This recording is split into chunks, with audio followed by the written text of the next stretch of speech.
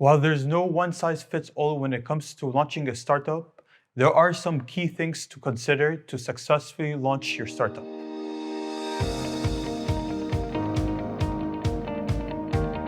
Number one, acquiring the first 100 customers, which is very, very important when it comes to launching a startup, is to focus on your first early users. The reason why it's so important to focus on the first 100 users, because first, they will help you understand what are their significant pain points. Second, you'll understand what really gets them excited to use your product. And third, you'll also get insight of what will get them to switch from a competitor. So these are very, very important insights when you come to acquire your first 100 users.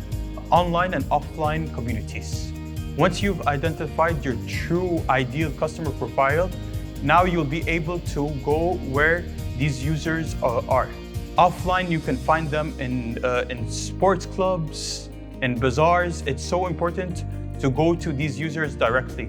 And online, there are several examples. For example, there are Facebook groups, there are LinkedIn groups, there are many forums online now that you've identified your ideal customer profile. But now it's your turn to actually add value to these users. You can start by adding the value to their lives by starting your own newsletters. You can start creating your own groups online, and you can start doing YouTube videos.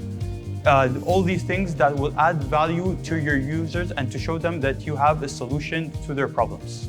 Personalized email and LinkedIn outreach. Make it very, very personalized messages.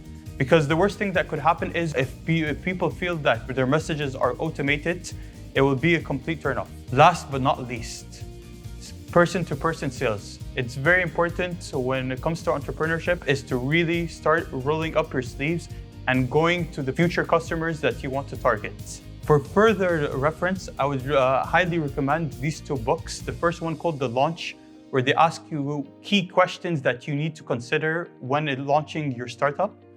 And Master of Scale, which is also, there's a podcast. You can either read the book or listen to the podcast, because there are great examples of how startups were able to scale.